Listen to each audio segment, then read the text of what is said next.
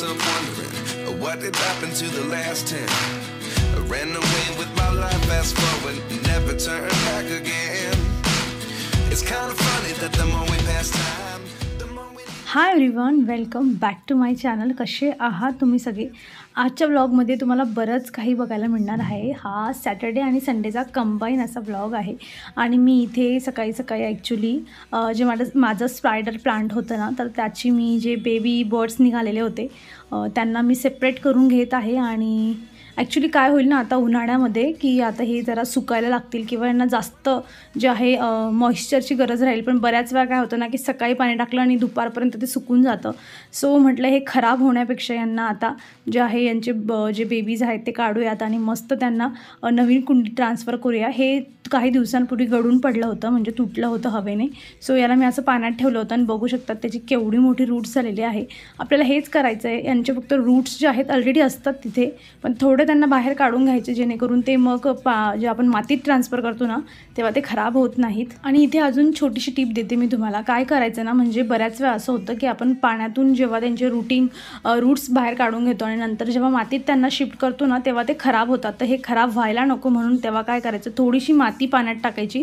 म्हणजे ऑलरेडी ह्या झाडाला सवय असते थोड्या मातीची. आणि मग तुम्ही बघा यांना जेव्हा तुम्ही मातीत ट्रान्सफर करणार ना, तुमची एकही जी कटिंग आहे ना ती वेस्टेज जाणार नाही. सगळ्याबरोबर अगदी मस्त असं छान जगतात. आणि ते झाल्यानंतर मी इथे दुपारी स्टार्ट केलेलं आहे किचन क्लिनिंगचं काम. खूप सारे भांडे माझे जमा झालेले होते, म्हणजे प्रचंड प्रमाणात. आणि तरीही म्हटलं जाऊ दे, सुट्टीचा दिवस आहे, थोडा टाईम आहे आजच्या दिवशी, तर म्हटलं जरा व्यवस्थित छान असा जो गॅस आहे तो पण क्लीन करून घ्यावा. कारण काही ओतलं तर मग एक्स्ट्राचं काम आपलं वाढतंच आणि तेच माझं झालेलं होतं. त्यामुळे म्हणून मी त्याला छानच क्लीन करून घेतला.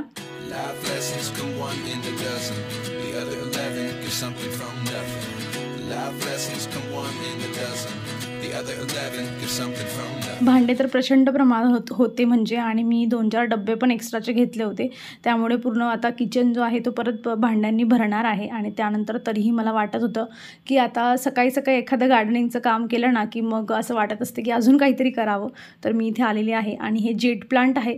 जर तुमच्याकडे जेट प्लांट्स असेल तर हे थोडे मोठे पत्तीवालं आहे. ॲक्च्युली बारीक पत्तीवाले पण मिळतं अजून, आणि व्हॅरिगेटेड व्हरायटीचे पण मिळतात ज्यावर व्हाईट लाईन्स पण असतात. थोडंसं त्यांचा येल्लोइश असा कलर असतो. तर मी इथे त्याच्या 2-3 कटिंग्स घेत आहे. आणि महत्त्वाचं म्हणजे तुमच्याकडे जर जेट प्लांट असेल आणि व्यवस्थित जगत नसेल तर, आणि तुम्ही त्याला उन्हात ठेवलेलं नसेल तर सगळ्यात आधी त्याला उन्हात ठेवा. जेट प्लांटला सगळ्यात जास्त ऊन आवडत असतं आणि जसं तुम्ही याला उन्हात ठेवणार ना तसं याची ग्रोथ खूप छान व्हायला लागते. पत्ते खूप चांगले टवटवीत दिसायला लागतात. आणि मी जी कटिंग घेतली होती त्याचे मी बरेच असे जे पत्ते होते ते काढून घेतलेले होते. आणि छोटासा मटका आहे इथे माझ्याकडे, ह्या मटक्यात मी याला लावत आहे. आणि जेव्हा हे छान थोडं मोठं व्हायला लागेल, रूट्स वगैरे याला जेव्हा येऊन जातील तेव्हा हवं तर मी याला चेंज करू शकते. पण हे मला छोटे छोटे प्लांट्स असे बनवायला खूप जास्त आवडत असतात ॲक्च्युली. आणि याचे जे पत्ते आहेत ना, ॲक्च्युली बऱ्याच पत्त्यांमधून सुद्धा कधी रूट्स येऊन जातात आणि त्यापासून सुद्धा तुम्ही नवीन एक जे आहे प्लांट बनवू शकतात. तर होप सो मी सगळे पत्ते जे होते याचे काढलेले मी ते सगळेही लावून दिलेले आहेत इथे. यातून जे जगले ते जगले. आणि दुसरी कटिंग होती ती मला दुसऱ्या एका जे आहे त्याच्यात लावून घ्यायची आहे. आणि हे जे माझं छोटंसं हे जे मी मटका होता ना हा तर मी इथे ठेवणार होती. काय होतं की मी जी फ्रेम बनवली होती ना मागच्या वेळेस तुमच्यासोबत शेअर केलेलं ब्लॅक कलरची, तर ही परत काय होतं ना ती खाली पडून जाते. सो मी म्हटलं की असं काहीतरी छोटं प्लांट बनवलं तर त्याला जे आहे सपोर्ट मिळून जाईल आणि जेणेकरून ती फ्रेम जी आहे ना ती खाली पडणार नाही. म्हणून मी त्या फ्रेमला अगदी चिटकून ठेवलेलं आहे. हवा येते ना त्यामुळे हवेने हे सगळं पडूनच जात असतं सगळं, म्हणजे फ्रेम फक्त. आणि त्यामुळे म्हणून मी असं ठेवलेलं आहे. आणि आता नंतर इथे मी काय करते, एक माझ्याकडे छान असा एक त्याची कप होता, त्याची ॲक्च्युली जे हँडल असतं ते तुटलेलं होतं.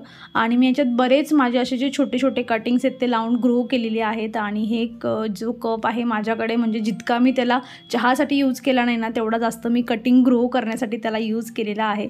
आणि खूप छान दिसतं असं. तुमच्याकडे कुठलं छान असं प्लास्टिकचं कंटेनर असेल, कप असेल तर कधीही फेकून देऊ नका.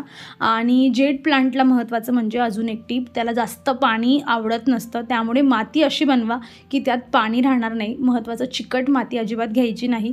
जेट प्लांटसाठी नॉर्मल अशी ड्रेन होणारी माती घ्या.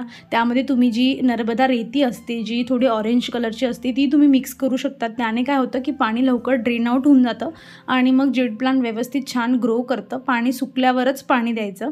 आणि आता हे झाल्यानंतर मी आलेली आहे. माझं परत एनर्जी होती थोडी, म्हटलं चला काहीतरी कामं करूया. आणि आता थोड्याच दिवसांनी जे आहे थंडी संपून जाणार आहे, त्यासाठी माझे जे ड्रायफ्रूटचे लाडू होते ते संपले होते.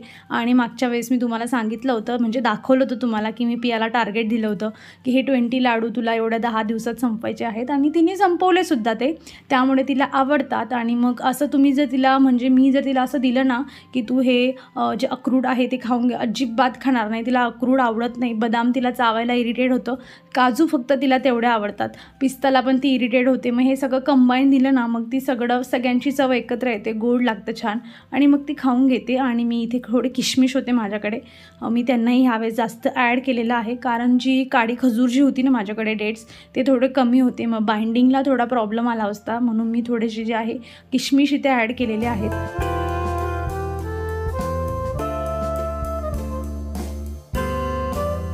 याची रेसिपी मी ऑलरेडी शेअर केलेली आहे, पण एक सिंपल तुम्हाला फटाफट सांगते. जेवढे ड्रायफ्रूट्स तुम्हाला, काही सीड्स असतील त्या घ्यायच्या असतील, कुठलेही ड्रायफ्रूट्स असतील, थोडेसे त्यांना भाजून घ्या तुपात, अगदी थोडंसं तूप टाकून भाजलं तरी देखील चालतं आहे, आणि नाही तूप टाकलं तरी देखील चालतं आहे. हे घ्यायचं, याला तुम्हाला पाहिजे तसं याचं पावडर बनवून घ्यायचं. तुम्ही करमर पण अगदी याला हे जे असतात त्याला क्रश करून घेऊ शकतात, पण कसं आहे चावायला पियाला प्रॉब्लेम यायला नको, म्हणून मी काय केलं, इथे मी बारीक पावडर बनवून घेते जेणेकरून खायला बरं होत असतं.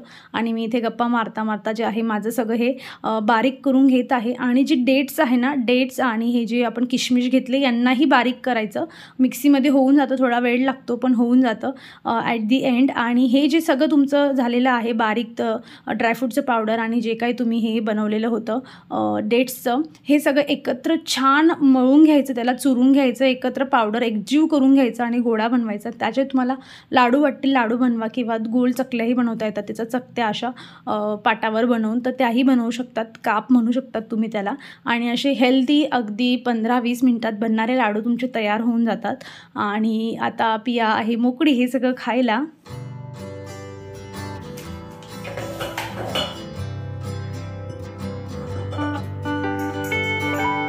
आणि म्हणजे काय असतं ना, की बरं असतं कधीतरी दुपारच्या वेळेला तिने मागितलं, किंवा ट्युशनला जायच्या आधी आपल्यालाही वाटतं की तिने काहीतरी खाऊन गेलं पाहिजे, तर मी तिला एक लाडू दिला तर ती फटक्यात तो लगेच संपवून घेते. पाणी पिलं की तेवढाच पोटाला आधार होत असतो. आणि टेस्ट तर तुम्हाला काय सांगू मी, एवढे भन्नाट लागतात.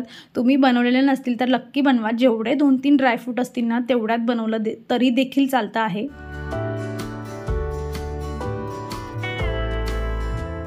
खूप दिवसाची इच्छा माझी कंप्लीट झालेली आहे. माझा आनंद तुम्ही बघू शकता तिथे. आणि फायनली मी ऑर्डर केलेला होता मोबाईल, माझ्यासाठी नवीन मोबाईल. मागे एकदा बोलणं झालेलं सबस्क्रायबरसोबत की मी नवीन मोबाईल घेतलेला आहे, पण तो माझा नव्हता, माझ्या भावाचा होता. आणि फायनली मी माझा स्वतःचा मोबाईल मागवलेला आहे.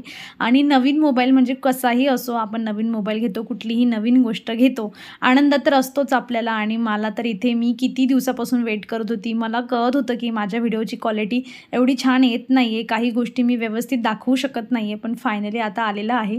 आणि मी मागच्या महिनाभरापासून भावाचा मोबाईल यूज करत होती. सो इथे जो आहे मी IQ Neo 9 Pro हा मोबाईल घेतलेला आहे. माझ्या बजेटमध्ये होता ॲक्च्युली. सो तरी याची कॉस्ट तुम्हाला घ्यायचा असेल तर मी कॉस्ट सांगते याची. सगळं काही बँक ऑफर वगैरे, माझा जुना एक मोबाईल आम्ही दिलेला, तर हे सगळं करून मला हा जो मोबाईल आहे ना तो 32,000पर्यंत मिळालेला आहे.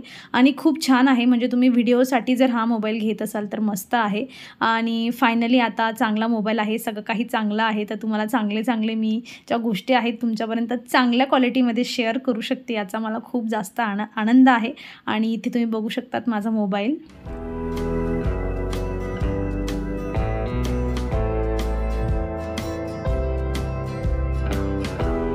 मोबाईलचं नाव आहे IQ Neo 9 Pro. घ्यायचा असल्यास बघा तुम्ही, आधी Amazonला जा, त्याचे रिव्ह्यू बघा आणि मग बघा. खूप छान आहे, मी जास्त एक्सायटेड आहे. आणि याच्यानंतरचे व्हिडिओ सगळे तुम्हाला ह्या मोबाईलमधूनच मिळणार आहेत.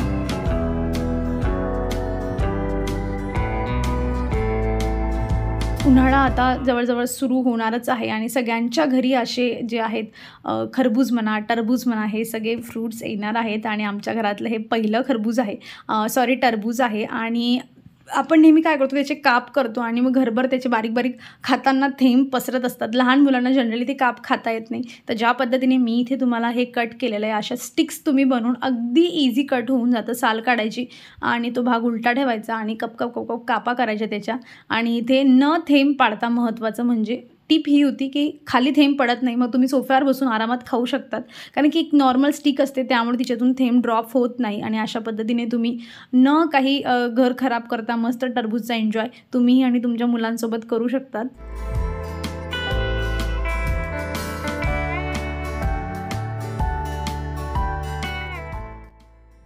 टरबूज लाल निघालं ना तर खूप छान वाटत असतं आणि तसंच आमचंही झालेलं आहे.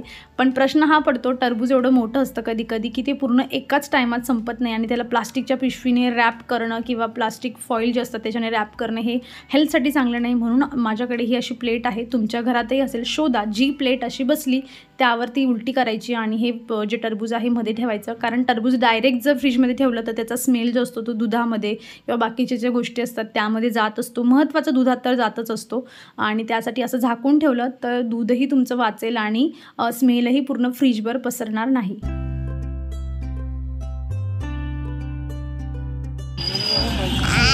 दिवस जर शॉपिंग करून संपला तर छान वाटतं. हाय, आम्ही चाललेलो आहोत शॉपिंगला, काही अजेंडा नाही, फक्त मी डोक्यात एकच पॉईंट घेऊन गेलेली आहे की मला जो आहे एक छोटासा जो म्हणजे मी जग होता ना तो बघितलेला होता आणि तो तेव्हा घेतला नाही. म्हटलं चला आज त्याला घेऊया, मुहूर्त काढूया त्याचा आणि त्याच्यासोबत अजून काय मिळालं तर घेऊया. पण डीमार्टवाले हे टॉयज ठेवतात ना ते खूप डोक्याला ताप होत असतो, पियाला आवरणं कठीण जातं.